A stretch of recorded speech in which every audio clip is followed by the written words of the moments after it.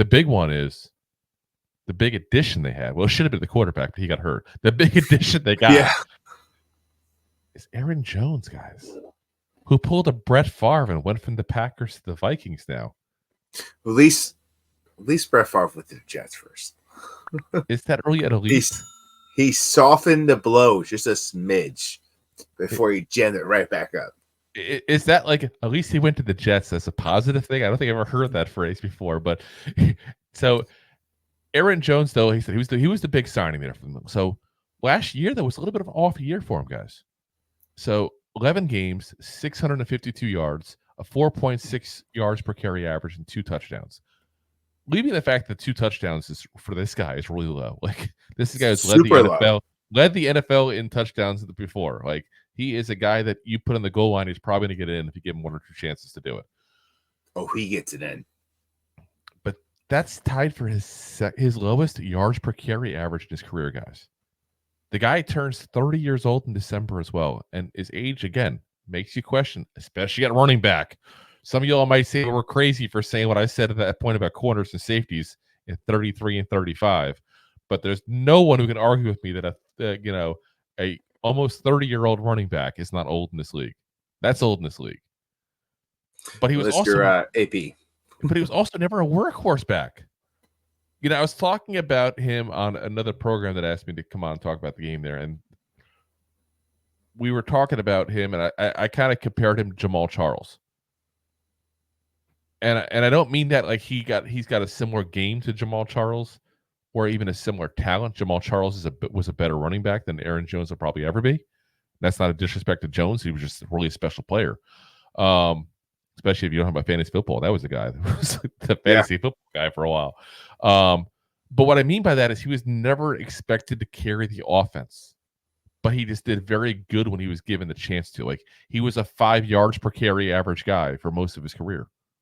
That's just what he is. Same as Jamal Charles was that way. He wasn't a volume runner. He was the guy that got only 12, 13 carries a game. I was gonna say 15 at most. Made his most of it. So he averaged 12 carries per game in his career, by the way. I did look it up to verify that. So he's got 400 less carries than Joe Mixon, who was in the same draft class. 400? That's a lot of carries, guys. That's a lot of carries. Well, the Cincinnati offense was a little different. So now, Sam Darnold, obviously, again, a quarterback for this game. Sam Darnold.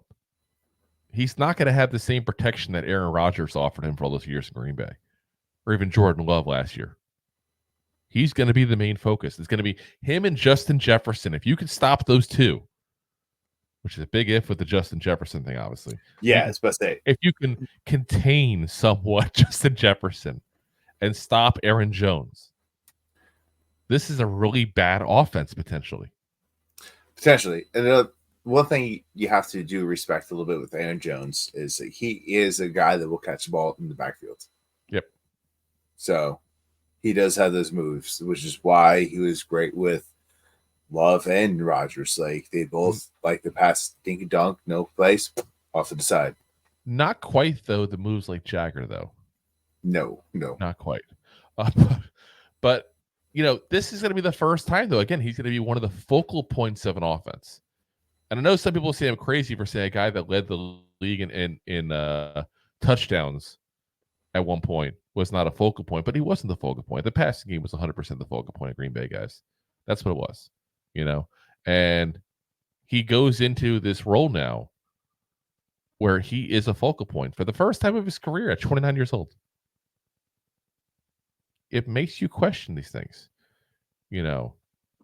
So between his age, the increased focus on him, the slight drop in production last season, I don't think the Giants should have a problem containing him. I really don't. Maybe I'm being overly cautious because I got the endorphins of week 1 in my brain right now, where I'm just excited to see the Giants play football, and I'll probably be negative about them next week. Maybe that's what's going on. I'm going to be negative one real fast because look at our look how well we blocked the rush the past couple of years. Yeah, we've made the moves it's time to see it come too. But what if we need to make the right moves? Aaron Jones could still potentially not. I'm not going to say he's going to run 200 yards on us. He's not going to do something crazy, but Yeah, he can still get over 100 yards, which he could. And again, he's proven it before he could do that without a lot of touches. Yeah.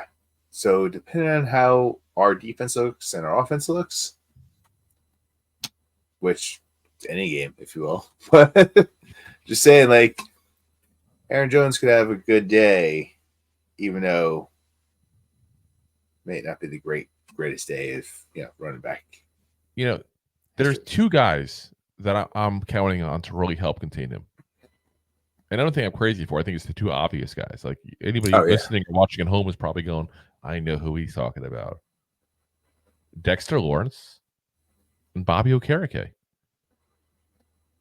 I mean, I think the Giants, if they're smart, put Okereke into almost like an RB spy mode.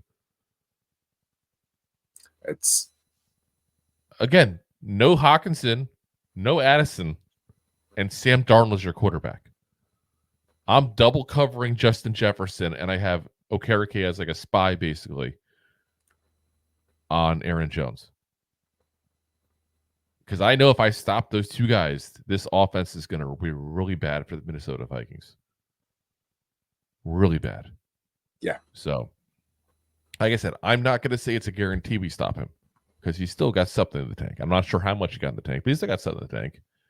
It's a smidge bit.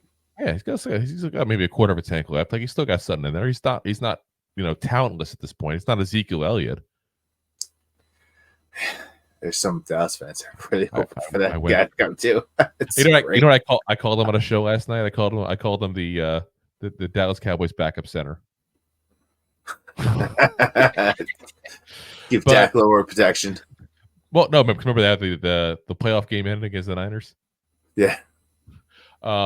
But like I said, I'm not going to be overly confident say it's a guarantee, but I think we'll handle him. I think we'll handle it well. I mean, he'll still get some yards because they're going to hand the ball off to him a lot, I think.